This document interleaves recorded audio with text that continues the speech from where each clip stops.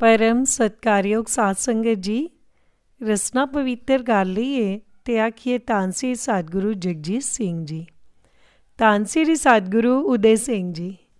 साध संगत जी,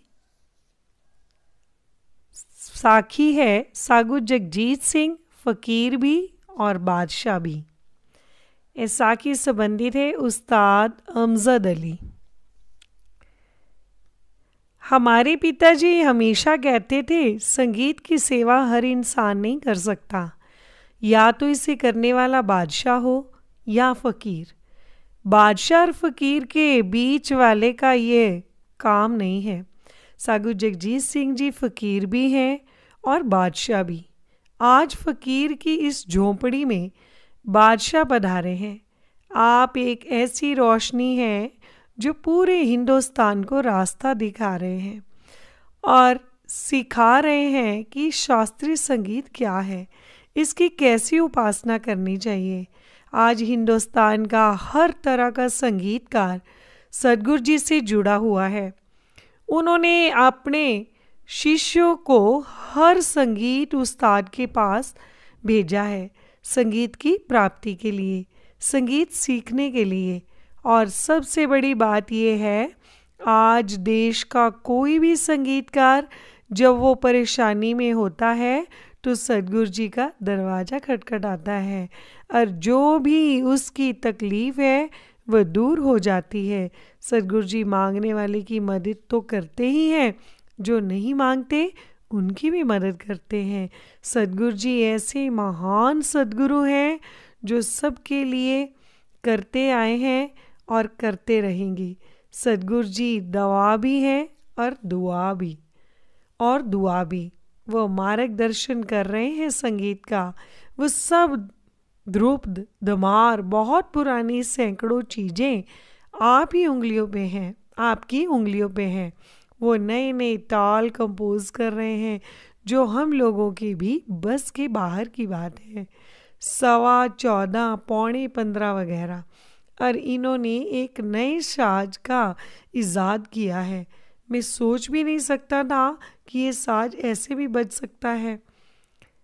आप सब लोग देखेंगे अंगूठे के जरिए ऐसी आवाज़ निकालना बहुत मुश्किल है। इस साज को आप सब ने देख लिया है, हम सब ने जल तरंग देखा है, संतूर देखा है और सुना भी है, लेकिन ये जो इन गलासों से सुर निकल सकते हैं ये सिर्फ दुआ से ही हो सकता है। सद्गुरु महाराज जी की कृपा से आज स्रोत घर में इस साज के लिए मेरे मन में एक नाम आया है। उनकी इजाज़त से मैं इसको नामधारी तरंग का नाम दूंगा। एक और साखी है जो कि संबंधित है राम स्वरूप बांसल। इस साखी का सिलेख है खत राम स्वरूप बांसल दा। लिखते ने राम स्वरूप बांसल जी खत लिखा है।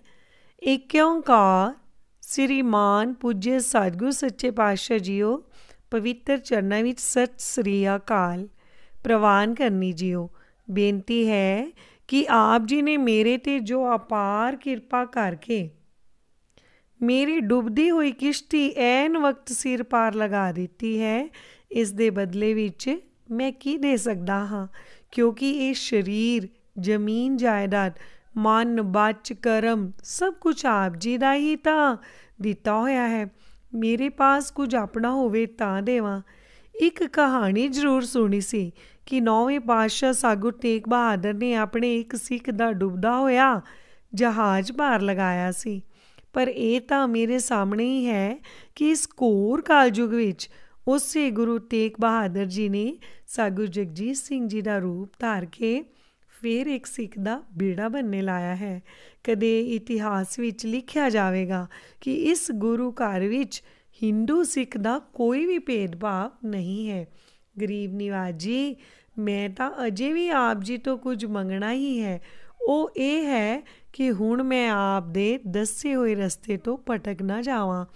ए मन जो सच्चे पातशाह जी नाल जन्मां जन्मांतरां तो जुड़िया होया है, ਹਮੇਸ਼ਾ ਹੀ ਆਪ ਜੀ ਦੇ ਚਰਨਾਂ ਵਿੱਚ ਜੁੜਿਆ ਰਹੇ। ਸੌਂਦੇ ਜਾਗਦੇ ਸੱਚੇ ਪਾਤਸ਼ਾਹ ਆਪ ਜੀ ਦਾ ਹੀ ਧਿਆਨ ਰਹੇ ਅਤੇ ਨੇਕ ਕਮਾਈ ਕਰਦਾ ਹੋਇਆ ਦੁਨਿਆਵੀ ਝਮੇਲਿਆਂ ਤੋਂ ਜਲਦੀ ਫਾਰਗ ਹੋ ਜਾਵਾਂ। ਸਿਰਫ ਇਹ ਇੱਕ ਵਰਦਾਨ ਹੋਰ ਬਖਸ਼ਣ ਦੀ ਕਿਰਪਾ ਕਰਨੀ ਜੀ। ਐਸੀ ਖਤ ਰਾਮ ਸਰੂਪ ਬਾਂਸਲ ਜੀ ਵੱਲੋਂ ਸ਼੍ਰੀ ਸਤਿਗੁਰੂ ਜਗਜੀਤ ਸਿੰਘ ਜੀ ਨੂੰ। ਅਸੀਂ ਵੀ ਆਖ ਲਈਏ ਧੰਨ ਸ਼੍ਰੀ ਸਤਿਗੁਰੂ ਜਗਜੀਤ ਸਿੰਘ ਜੀ।